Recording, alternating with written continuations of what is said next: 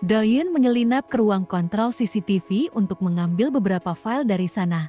Tapi saat dia keluar dari ruangan itu, dia terpergok oleh Lee Jin yang memberitahunya bahwa Yongguk mencarinya. Karena itu, dia beralasan kalau dia sedang mencari kepala pelayan tapi dia tidak menemukannya. Rupanya Yongguk mengeluhkan perlakuan Doyun kemarin yang berani menahannya saat berada di villa. Yongguk mempertanyakan apakah seorang pengawal berhak ikut campur terhadap urusan kliennya, dan dia merasa apa yang dilakukan oleh Doyun kemarin agak berlebihan. Dan apakah dia tidak khawatir kalau dia bisa saja akan dipecat? Doyun minta maaf atas kejadian kemarin dan bertanya apakah Yongguk terluka karena hal itu. Dia tahu bahwa perlakuannya berlebihan, tetapi keselamatan keduanya menjadi prioritas utama bagi Doyun. Kali ini Yongguk memaafkannya dan memintanya untuk tidak terlalu kasar kepadanya. Karena meskipun dia kaya, dia tidak suka memerintahkan seseorang karena hal itu sangat memalukan. Begitu sampai di kamarnya, Doyun langsung memeriksa isi CCTV yang baru saja diambil dari ruang kontrol tadi. Di sana dia menemukan sebuah video ketika Pak Park membawa sejumlah uang atas perintah Yongguk. Dilihat dari banyaknya uang, nilainya mungkin sekitar 800 juta dolar. Dan nilai itu terlalu besar untuk membayar seorang pembunuh bayaran. Sementara itu, Park Miran mempunyai rencana baru untuk menjadikan Yongmin anak keduanya menjadi direktur Yayasan Now dan membuat Oh Won-soo mengundurkan diri secara sukarela. Tapi Oh Won-soo yang tidak ingin melepaskan Yayasan Now, menyuruh kakaknya untuk membocorkan kepada media kalau suaminya mempunyai anak di luar nikah.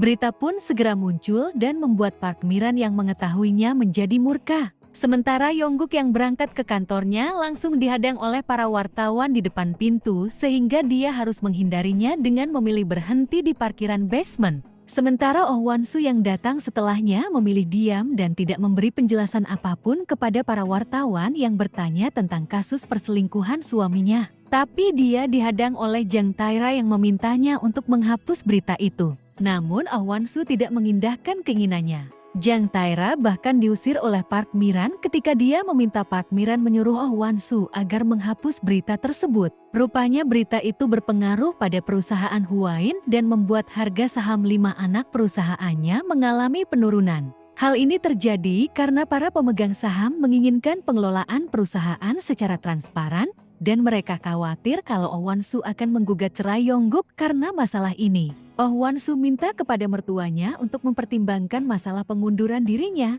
tapi Park Miran menyuruhnya segera pulang dan menghindar dari media untuk sementara waktu sampai situasi menjadi tenang. Tapi Oh Won-soo punya rencana lain.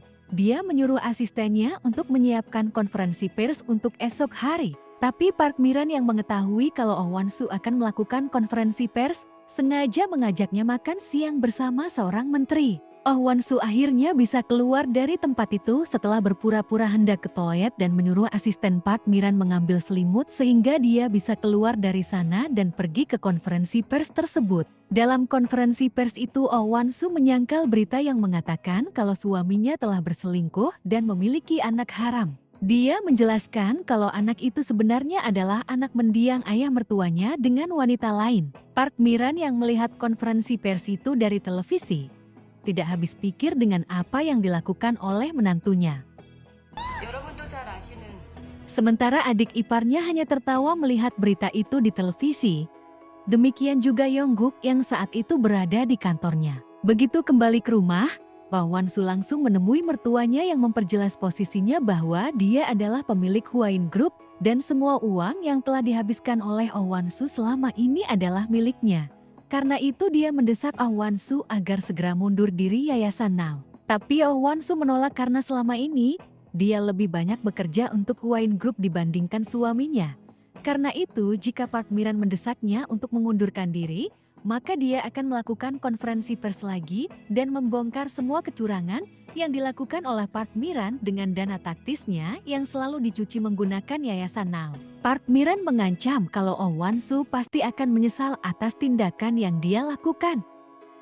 Sementara di tempat lain, Doyun sedang dimarahi oleh Pak Park karena hanya membawa satu pengawal saja untuk acara konferensi pers yang seharusnya membutuhkan setidaknya 10 orang pengawal. Apalagi dia membawa Oh Wan-soo ketika Oh Wan-soo sedang mengadakan pertemuan dengan Park Miran dan Bu Menteri. Doyun minta maaf atas kejadian itu dan dia juga minta izin untuk datang ke kantor pusat untuk bisa memeriksa semua CCTV karena dia ingin menjamin keselamatan wakil pimpinan yaitu Yongguk. Pak Park tidak mempermasalahkan hal itu, tetapi untuk wakil pimpinan, itu adalah tanggung jawabnya sehingga dia meminta Doyun untuk tidak mengkhawatirkan hal itu.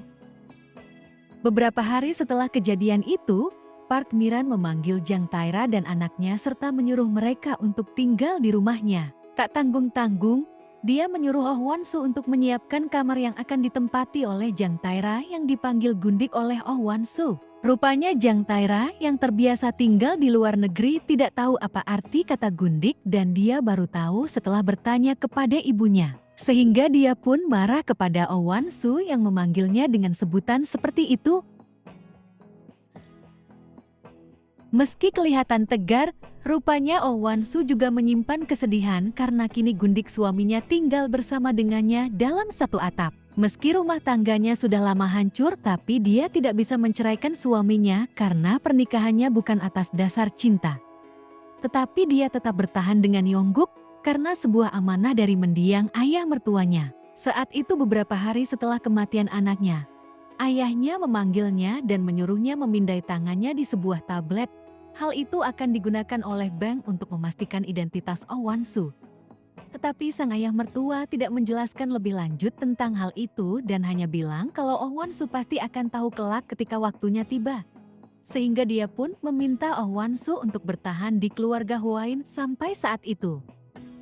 Karena itulah dia terus mempertahankan Yayasan Now, baginya lebih baik mati demi mempertahankan yayasan daripada harus hidup bergelimang harta, tetapi dalam persembunyian dan harus selalu memohon ampun. Mendengar itu Doyun pun marah karena Wan-soo masih tidak paham kalau orang yang membunuh Ju Hyuk dan juga sekarang mengincar nyawanya bukanlah teroris, tetapi seseorang di rumah itu.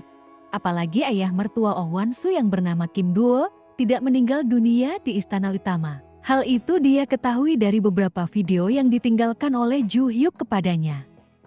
Pagi harinya di kantor Yayasan Now, asistennya membawa sebotol anggur senilai 150 juta won yang dibeli oleh Park Miran dari sebuah lelang. Park Miran menyuruh agar mengantarkan anggur itu ke rumah Yang Min. Tapi begitu Oh Wan-soo memberikan anggur itu kepada istri Yang Min, wanita itu dengan sengaja menjatuhkan anggur tersebut. Tapi rupanya dia masih memiliki simpanan anggur yang sama di gudangnya. Rupanya anggur ini akan digunakan dalam perjamuan makan malam keluarga antara keluarga Park Miran dan besannya. Di sana dua keluarga itu mendesak Oh Wan-soo agar segera menghubungi pihak Tiongkok supaya lini bisnis kosmetik mereka bisa segera diproduksi di sana karena selama ini mereka mengalami kesulitan untuk mendapatkan izin dari Badan POM di sana. Dan sebagai gantinya, perusahaan kosmetik milik mertua Yong Min akan berinvestasi di toko bebas bea cukai milik Park Miran. Oh Wan-soo mau melakukan semua permintaan mertuanya itu dengan satu syarat, dia memberi kebebasan untuk Yayasan Now.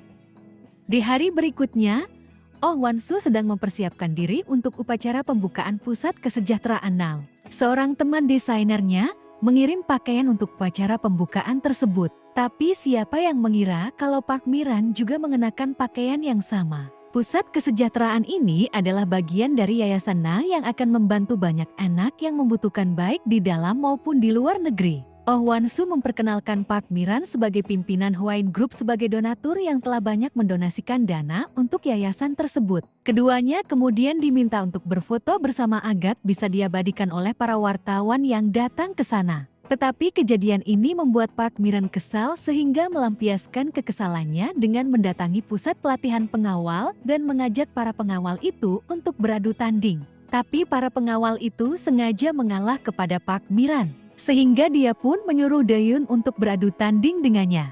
Sayangnya Park Miran tidak berhasil mengalahkan Doyun, bahkan Doyun sempat membantingnya.